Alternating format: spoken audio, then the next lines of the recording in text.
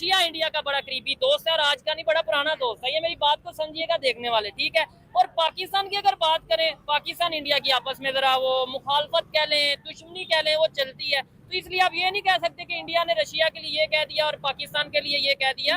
मैं बताती हूँ आपको बात। बेसिकली देखिए, इंटरनेशनल लेवल के ऊपर ना बात दोस्ती और दुश्मनी की नहीं होती। अच्छा। कोई भी मुल्क जो है वो दोस्ती और दुश्मनों का नहीं, वो अपना मफाद देखते हैं, अपनी आवाम के मफाद को देखते हैं। अपने कंट्री का फायदा है। आप मेरी बात सुने, आप ये बात करते हैं चाइना जो है वो इंडिया का दोस्त है। नहीं, देखने में तो यानी यही नजर आता है, खबरों में ये आता है कि आपस में उनकी टसल चलती है। तो वो उनकी ट्रेड नहीं चल रही आपस में। ठीक हो गया। इसमें कसूर, ये जो स्टेटमेंट उन्होंने दी है उनके फॉरेन मिनिस्टर ने यहाँ आने से पहले, इसमें कसूर उनका नहीं है। अच्छा, कसूर हमारा है। देखिए, हमने उस लेवल पे हमने अपने आप को उस लेवल तक लेकर ही नहीं गए कि दूसरी कौमों की, दूसरी मुल्कों की मजबूरी बन जाए, हमारी जरूरत बन जाए कि वो हमारे साथ डिप्लोमेटिक रिलेशनशिप्स को जो है वो बहाल रख सके, या किसी हर हाल में।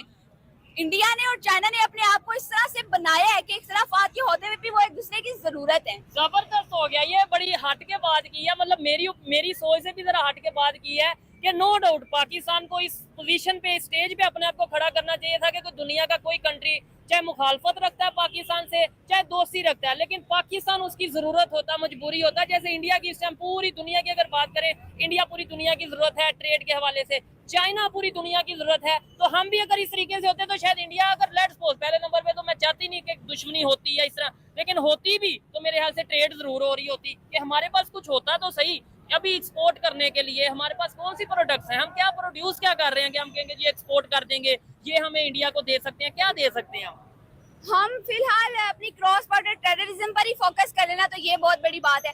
हम लोग अभी तक दोस्ती दुश्मनी इन चीजों से, हमारी जो बेसिक्स है ना, बेसिक हमारे अपने मुल्क की, आप दूसरे ममालिक के साथ दुश्मनी लड़ाई झगड़े को छोड़ दें, आप पाकिस्तान के अंदर देखें क्या हो रहा है। ठीक हो गया। पाकिस्तान के अंदर कितने मुतनाजा चल रहे हैं, मजहब को लेके आपस में खिलाफात चल रहे हैं, मजहब को लेके, पॉलिटिक्स को लेके, क्लास सिस्टम को लेके, सोशल सिस्टम को लेके। आप देखिए कि कितनी हमारे आपस के झगड़े तनाजे वो नहीं खत्म हो रहे। ठीक हो गया। अच्छा, खैर उसके ऊपर भी बात करते हैं, लेकिन मुझे बताएं ब्रिक्स का आपके ख्याल से ये क्या मोटिव क्या होगा, इनका क्या मुद्दा क्या है मीटिंग का? क्या एससीओ और ब्रिक्स को हम आपस में कंपेयर कर सकते हैं?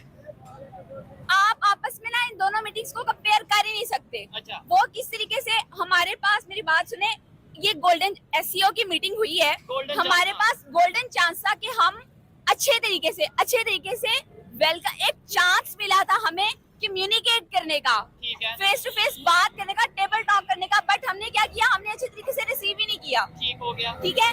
और दूसरी तरफ ब्रिक्स की अगर बात करें, ब्रिक्स का आपको पता है इनका टारगेट क्या है, इनका मोटिव क्या है? ब्रिक्स का बेसिकली मोटिव ये है, अगर आप न्यूज़पेपर पढ़ते हो, हमारी पाकिस्तानी अवाम अगर न्यूज़पेपर पढ़ती हो, अवेयर हो करंट इशू से, ठीक है, ब्रिक्स का मोटिव ये है कि 2050 तक, 2050 तक जितने ममालिक ब्रिक्स के मेंबर हैं वो मिलकर इस दुनिया पे राज करेंगे। वो दुनिया की बुलंद तरीन इकोनॉमीज बनना चाहते हैं। उनका मोटिव ये है कि उन्होंने सबसे बड़ी इकोनॉमी बनना है उस पूरे ग्रुप ने, ना कि किसी एक मुल्क ने। नहीं, जैसे अभी चल रहा है अमेरिका सुपर पावर, क्या ये कंसेप्ट नेक्स्ट आने वाला जो टाइम है ना, चंद सालों के अंदर अंदर आप ये चीज देखेंगे कि ये कंसेप्ट खत्म हो जाएगा कि कोई एक मुल्क जो है वो दुनिया की सुपर पावर है। ठीक है, यानी ये पूरा ग्रुप, ये बहुत सारी कंट्रीज आपस में मिलके, इनके मिलने का मकसद क्या है? ठीक है, ये इनका मोटिव है कि इन्होंने सुपर पावर बनना है और ग्रुप की सूरत में बनना है। ठीक है, और इकोनॉमी को, दुनिया की इकोनॉमी को लेकर चलना, बिल्कुल ये चीज मैं जानता हूँ। लेकिन अंबर जी, इधर एक चीज से मैं आपसे डिसएग्री करता हूँ। आपने बोला है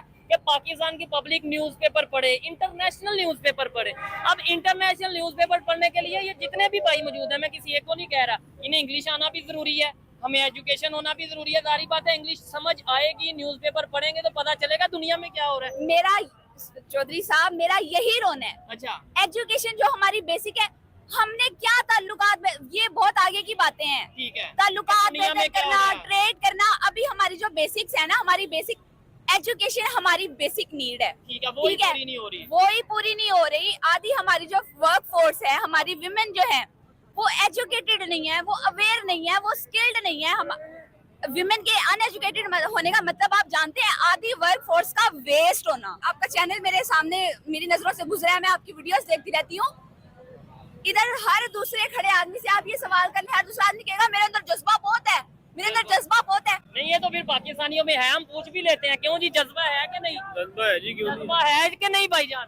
जी बिल्कुल जज्बा है। जी जी। जज्बा तो बहुत है। इन बेचारों को बस जब से पाकिस्तान बना है ना, हाँ। इनको बस पढ़ाया जाता है भाई जज्बे के साथ हम जो है IMF का कर्जा माफ नहीं करा सकते। अच्छा। सिर्फ जज्बे के साथ जो है ना, हम अपनी प्रोडक्ट्स नहीं बना सकते, हम ट्रेड नहीं कर सकते। अगर जज्बा सब कुछ है तो जज्बे से जहाज बनाए, बैठे और सफर करें। हाँ, जबरदस्त आप हो गया। जज्बे से अपने मुल्क की इकोनॉमी को बेहतर कर ले, ठीक है। जज्बे से आप टेक्नोलॉजी बना, जज्बे पे बैठे और चांद पे चले जाएं।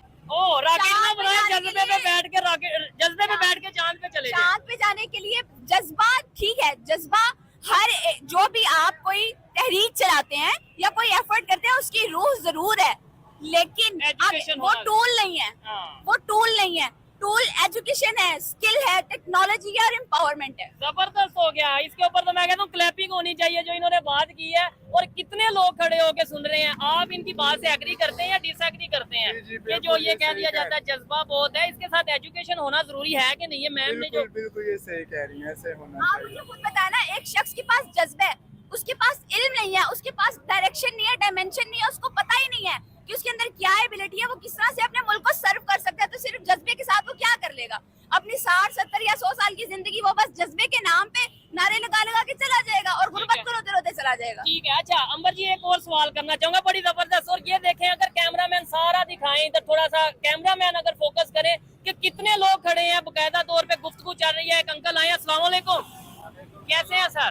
ठीक है। आप मुझे ये बताएं, जज्बा कितना है हमारे में? जज्बा है कि नहीं? जज्बा तो अल्हम्दुलिल्लाह है। जज्बा है, लेकिन जज्बे से हम, ये मैम कह रही हैं कि अपनी इकोनॉमी को क्यों नहीं बेहतर कर लेते, ये बेरोजगारी को क्यों नहीं खत्म कर लेते, टेक्नोलॉजी में आगे क्यों नहीं चले जाते, IMF के पास क्यों जा रहे हैं? जज्बे से ही हम क्यों नहीं अपने आप को बेहतर कर लेते?